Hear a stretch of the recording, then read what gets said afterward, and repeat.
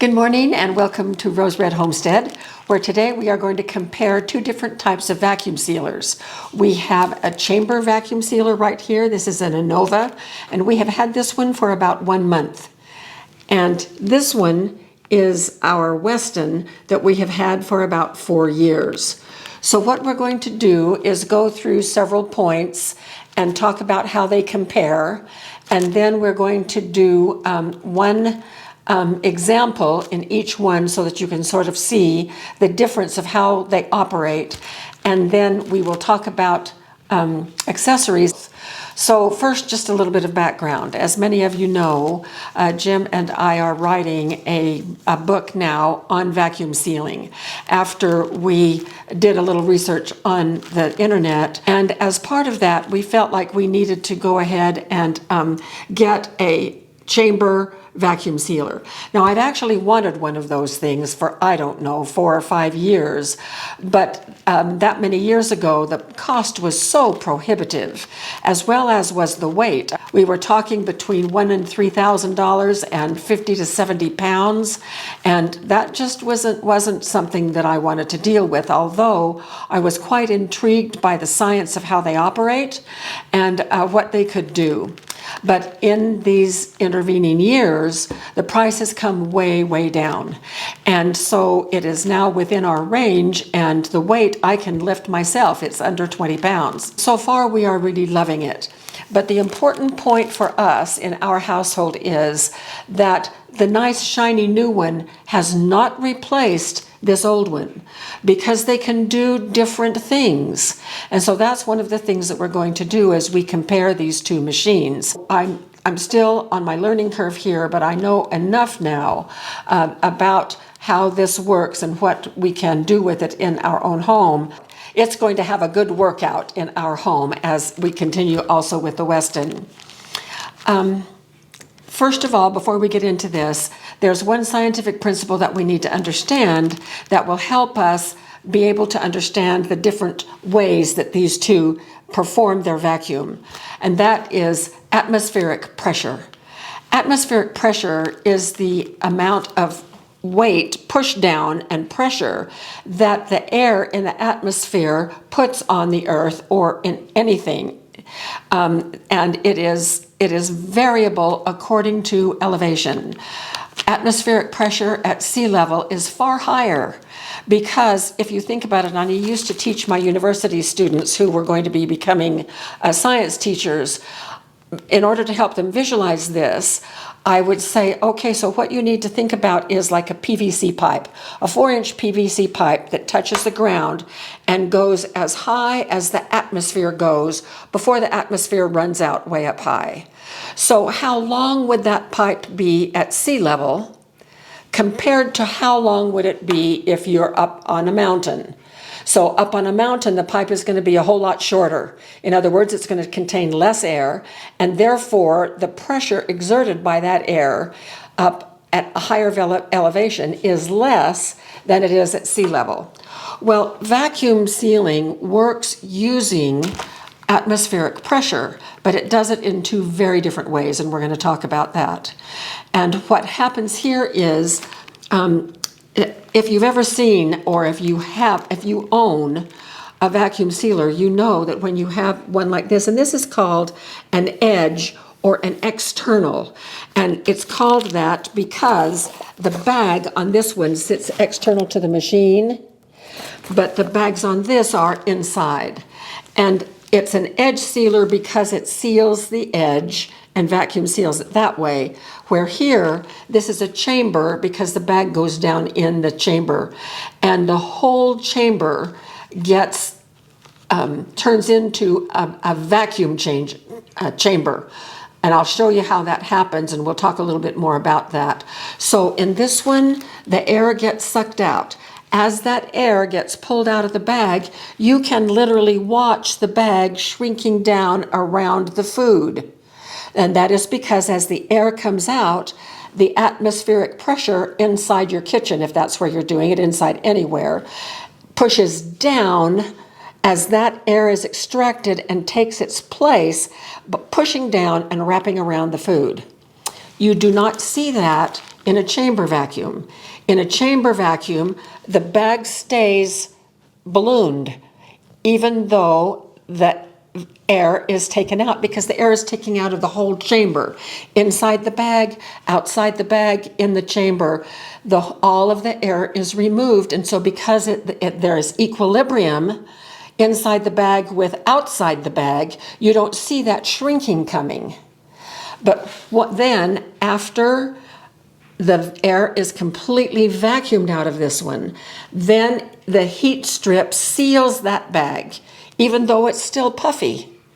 And then the motor reverses itself, and instead of sucking the air out, it pushes the air back in, so atmospheric pressure is restored. Now, when that atmospheric pressure is restored, once again, there's no air inside that bag to keep it puffy, and that's when it shrinks around the food. So it's just really a lovely difference between the two, and we can use both to our advantage. So let's get right to it. Now that we've talked about the science and you basically know how both of these work. So let's talk about the bags that are used with these two, because there's quite a difference in the bags. So with the Weston, you can buy bag material in rolls. This is a tube. It is sealed on both sides, and then it is up to you to figure out how much length you are going to need. So we're going to be sealing up some popcorn here in just a minute as a demonstration. So I'm going to have this bag, probably will do just a little bit, and I'm going to cut it right here. Now, we'll use that bag in just a minute. The bags for edge sealers are textured. You can hear my fingernail as it runs across the textured. One side is textured, the other side is smooth. Now, there's a very important reason why our bags for edge sealers are textured, and that is because air needs to have a way out. When that vacuum motor turns on and starts sucking the air out, if this was not embossed on one side, these two edges would be flat against each other and the air couldn't come out. But because one is textured, then that gives the air a pathway out. And so that is exactly why these need to be textured. You can also buy pre-sized bags that are sealed on 3 sides. And that is the type of bags that we use for the chamber. But notice there is no texturing because there doesn't need to be. And so these bags for this machine are much less expensive than the bags for this machine. In fact, these bags are 5 to 10 times the price that these bags are. So that's one advantage of having a chamber vacuum, is that the bags are less expensive. And you may not think that that's a huge big difference, but the cost of bags really does add up. But you can also get embossed bags in different sizes as well, if you prefer a standardized size. But the rolls come in different sizes, and there's a size in between these two. I just don't have that. But they are never wider than this because they have to fit across the heat element that is a band, and I'll show that to you in each machine as we go. It can't be wider than that because that's how the sealing takes place. So there is a difference in the bags, and I have 2 sizes here, and this size came with the machine, and then I bought more, and then I bought some in this size as well. So that's the difference in the bags. Now, what about the different foods? Can both of them do the very same foods? And the answer to that is no, they can't. Both of them do dry foods really well. That's not a problem. But wet foods, you cannot do liquids in this one, because otherwise this Weston has a very powerful motor.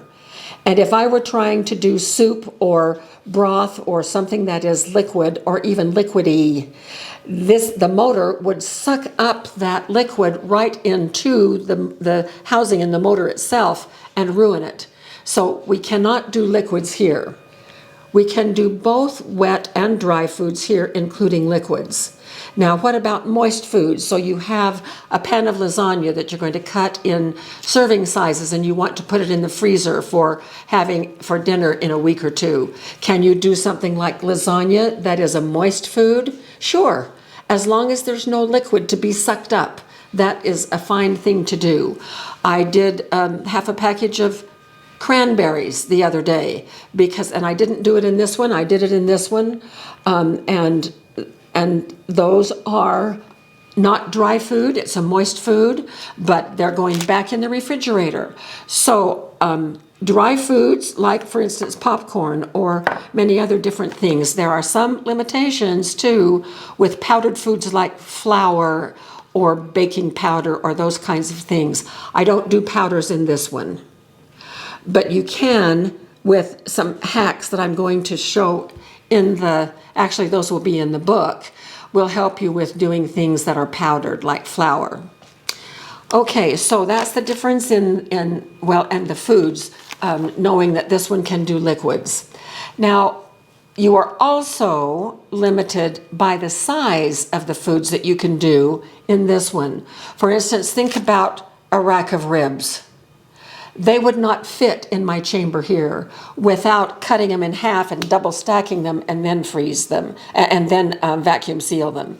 But here, I can just cut, I think a rack of ribs would fit here, and I could just cut a length that would fit the ribs, seal both ends, and that would work just fine.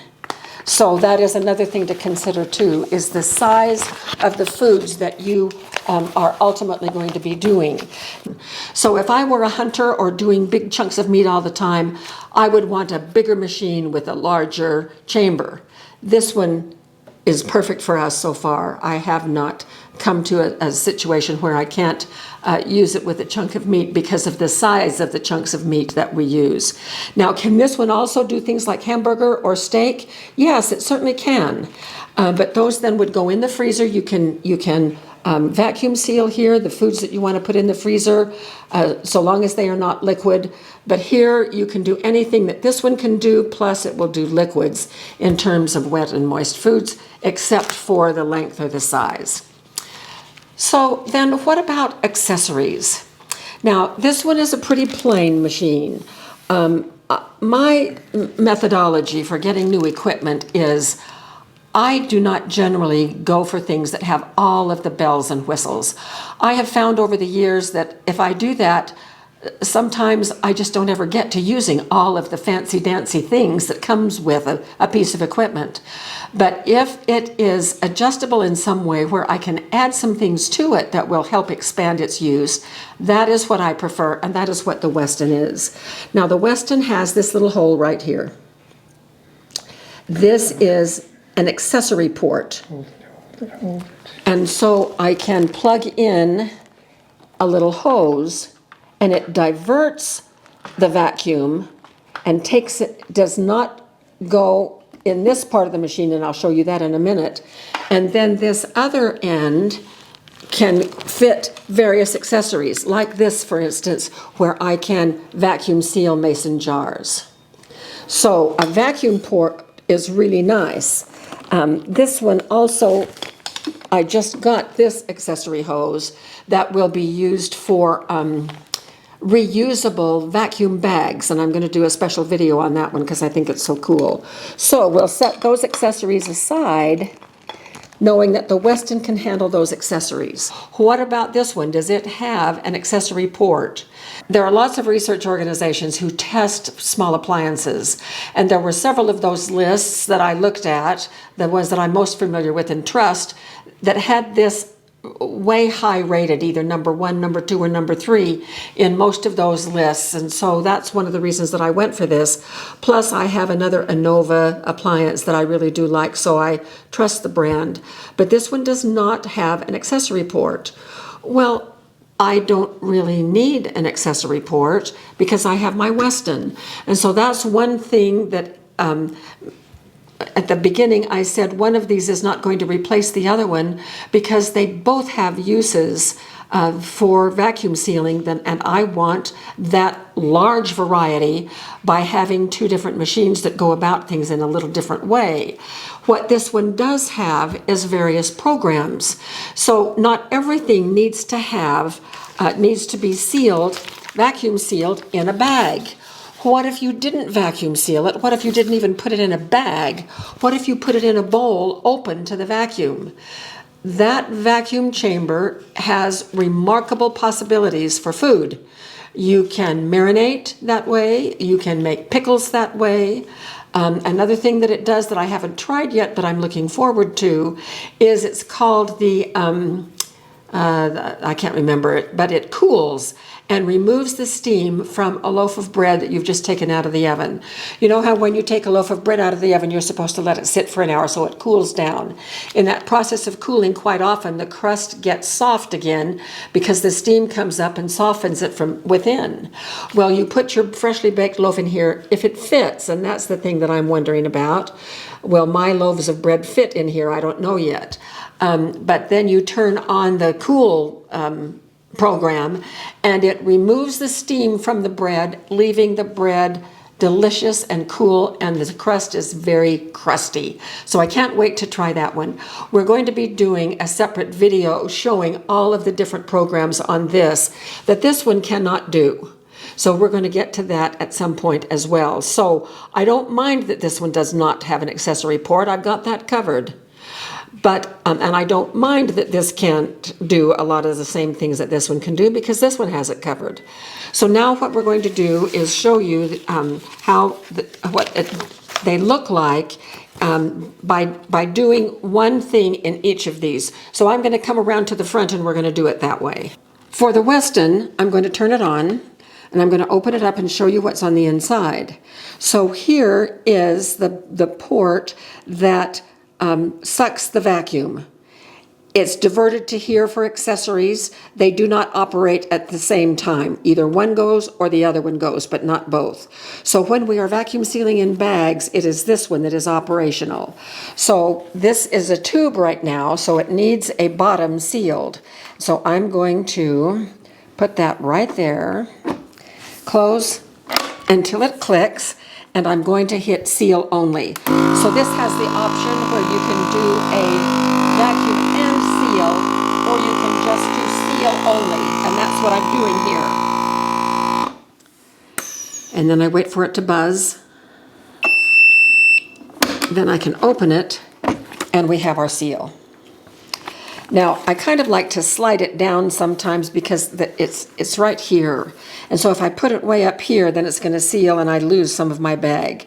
But that's okay for this. It's just a demonstration. So what I'm going to do here, now if I were to actually going to be putting popcorn on my shelf for long-term storage, I would most definitely opt for doing it in a mason jar. But what if I was just giving some to a neighbor? So I'm just going to put some in here.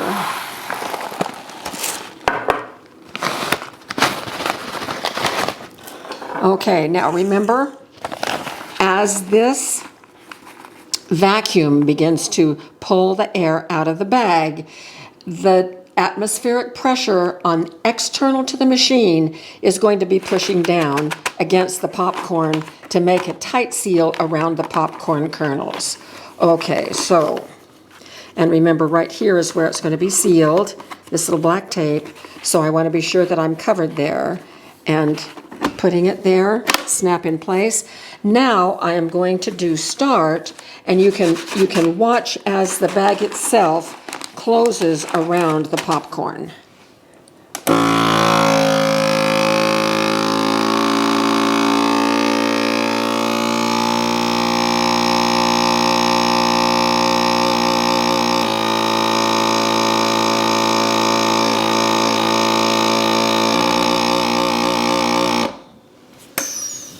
Now you may have seen, I don't know if the camera got this, but these lights, as it is vacuuming, they light up blue until the end, and then at the very end is when they seal. Okay, so we are ready to see this. Here's the seal, here's my package. This is very hard. Airtight, vacuumed beautifully. And so I can just run this over to the neighbor who needed some popcorn, and there it is, nice and secure. Okay, now we are going to move to the Anova. All right, so this stew was canned in December of 2018. This is 7 years old, this stew is, and it's still just as good as can be. So I'm going to open it, give it a smell test, pull a couple of bay leaves out. And now I have this set up on my little bag holding rack, and I will put the link to this below in case you're interested. This comes in a package of 4, and I have found this little setup invaluable when I'm preparing things for the vacuum, the chamber vacuum, because we want to keep the top 2 inches completely clean so that it has a good vacuum seal. So I'm going to dump, and there's a lot of liquid. And I'm going to break up the meat. So we'll be having this in the next day or two. So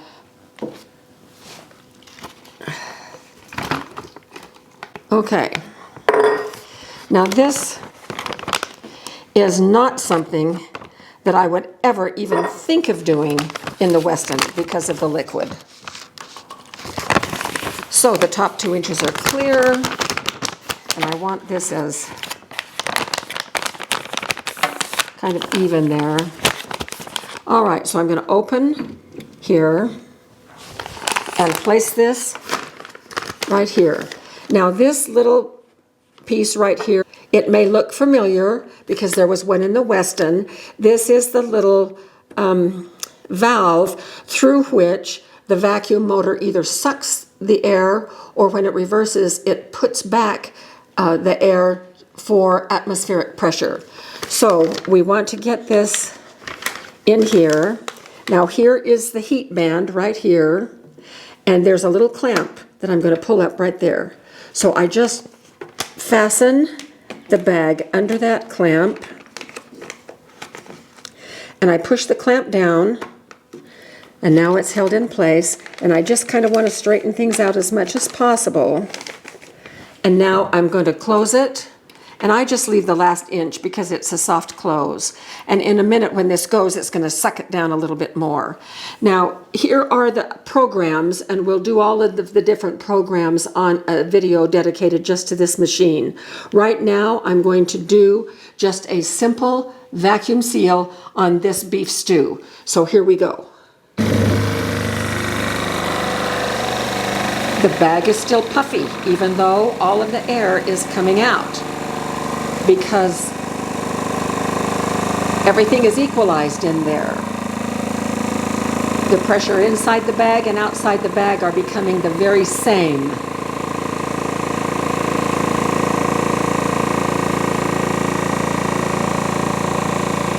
So the vacuuming is just about done, and now it's going to switch to the timer for letting the air back in, counting down from 6.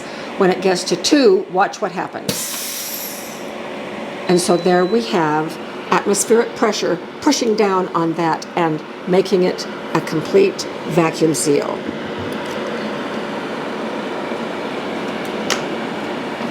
Raising the clamp, pulling the bag out, and here we have it, vacuum sealed pouch. Now if I were doing this, if this were fresh, I would want to mash this out, if I were going to be freezing it, into a flat package. And I would freeze it flat like this in my freezer.